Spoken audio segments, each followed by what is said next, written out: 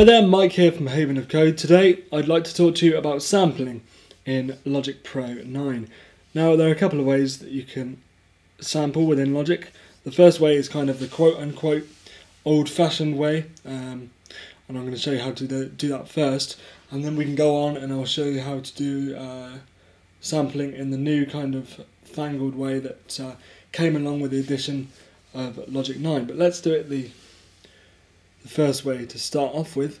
Now you'll see that for this session I've just got two tracks here in the track header. The first one is an audio track, and I've got some audio on that which I'll play you in a second, and then beneath that I've got an instrument track, and that is armoured with a device called the EXS24, which is a sampler which I can grab from just going down to the IO box down there and grabbing, as you can see, EXS24. Now let me just start off by skipping back to the beginning of our session here and playing you the sample that I just recorded. 1, 2, 3, 4. So as you can hear, very simple. Just recorded with the internal microphone on my Mac, just by hitting the record button. The first step in order to get my audio that I just recorded into the sampler instrument is to go over to my tool selector menus here, and I'm going to scroll down and select my left click tool as the scissors tool, just by scrolling down the menu there. And if I hover over the region now, you'll see that my mouse turns into a scissors icon, and if I hold down Option and click on this region, you'll see that now Logic has attempted to cut this region up based on the transients, as we call them, or spikes in the audio. So now we have individual samples that we can drag into the EXS, and we can get back the EXS by going back over to our IO chooser down here, just one simple single click, and we get the main EXS window back up. And I'm going to go over to the right hand side, click this edit button, and you'll see we get another window pop up.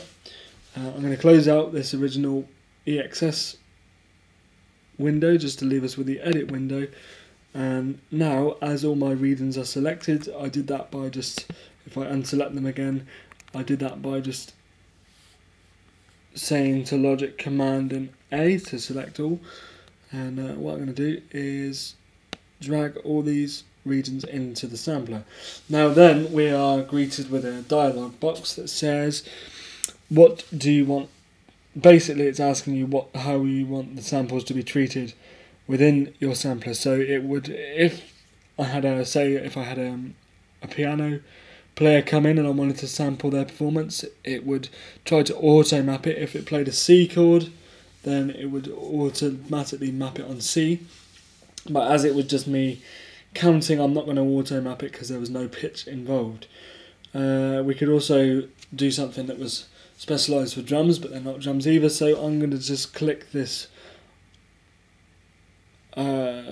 circular blob that's already selected, which says contiguous zones.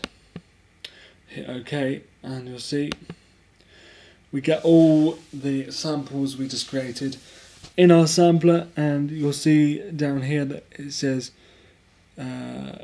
gives you the root key that it's mapped to. So if we head down to C1 and click 1, you'll hear that it's got the sample loaded on that key, and you can actually see a visual representation of what I'm talking about down here.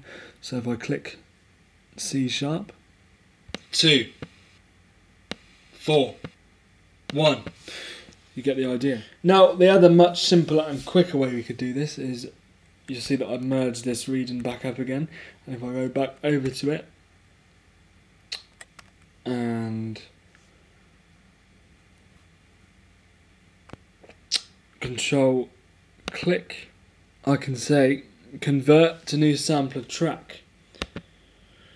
So I clicked it, it's analysed it, and it says create zones from regions or transport transient markers rather, and I'm gonna, again, that's the transients of like the spikes in the audio.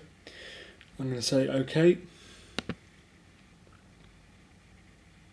and you'll see it's created another sampler instrument now. If we can actually get rid of this one. So what it's done is it's created a MIDI representation of the audio I recorded earlier, and that is very cool, because if you think about in the old days how long it used to take to sample something, I mean samplers used to take up whole rooms, so that is very cool that in just 2 or 3 clicks you can get a full-fledged sampler instrument. And now, because it's MIDI, I can use my Oxygen 25 that I have rigged up and play up and down the scale.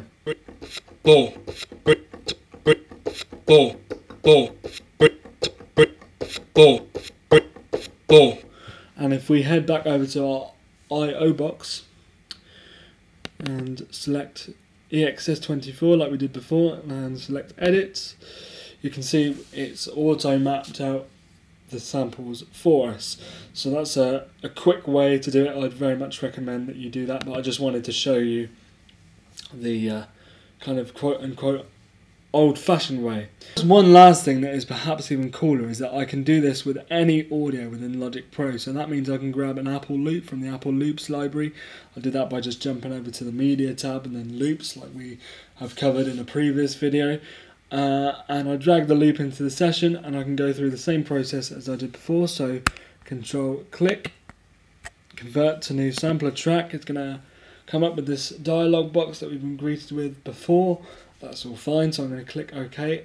It's now going to analyze it, and we are presented with this brand new sampler track that was created based off of an Apple loop, and that is incredibly cool. That was one of the main selling points from Apple 9 when it first was launched, well over a year ago now. Don't know when it was, but yeah, we haven't been able to do that in previous versions of Logic, and it makes it incredibly easy to sample anything that you would like. So that, I think, is that. If you're unsure about anything that I've covered, please leave a comment. Thanks for continuing to follow us. Please subscribe if you haven't done so already. And of course have a great holiday season, and I'll catch you probably sometime in the new year. Thanks a lot.